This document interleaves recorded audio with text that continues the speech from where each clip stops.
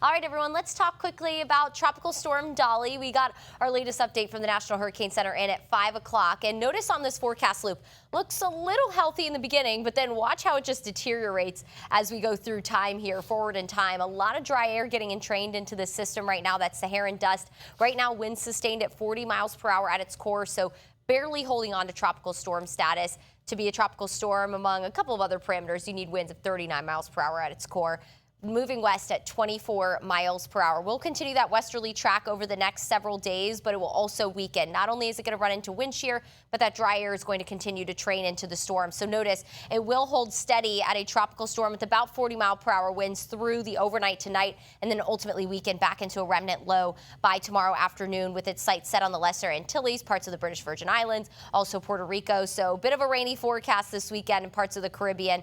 But again, that storm will ultimately weaken and diminish back into a remnant low by the upcoming weekend. Short-lived storm running into a very volatile environment, but that's good news. Very strong sign that El Nino is in place, which again usually keeps our forecast a little quieter in terms of the tropics. Here's a look at satellite and radar right now here at home. We do have some rain that's off of our coastline, even some storms developing. I'm watching a few showers that are trying to make their way right along the coast there in Sarasota County, just to the west of Venice, but overall not going to be a huge issue for your morning commute. What we are going to be tracking are some storms that are starting to move inland along the coast of Citrus County right now that could move into Crystal River around 6:52, if not a little sooner than that. Sugar Mill Woods around 7:30. Some of these spotty storms could move inland your way. We were talking about the moon. Here it is looking out over St. Pete. How beautiful is it? Shining so brightly, illuminating the clouds this morning. Just a gorgeous looking start as we wait for that sunrise here shortly. Temperatures are off to a warm start, a little more mild inland. We're at 81 in Tampa, 81 in St. Pete, 80 in Sarasota, 76 in Newport Richey, 75 in Winter Haven, 73 in Bartow and in Crystal River to get your Friday going.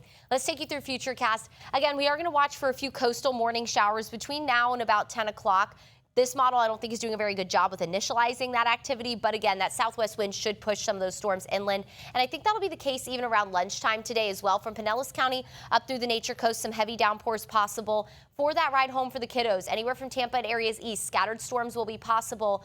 5 o'clock, that ride home, some isolated storms possible, mainly along and south of I-4, so you might run into some brief heavy downpours. But it does look like we'll trend a little drier, especially for Tampa and St. Pete for your Friday evening. Most of the storms will stay inland. Going to be a hot day with highs in the upper 80s to low 90s, feeling closer to the triple digits. Saturday morning, looking mostly dry. The afternoon and evening, though, both Saturday and Sunday, make some backup indoor plans. Light chop on the bay, seas at about a foot. 7-day shows, there it is. Those elevated rain chances continuing through the weekend. Again, most storm activity after about 2 p.m. Saturday and Sunday. That unsettled pattern continues into next week.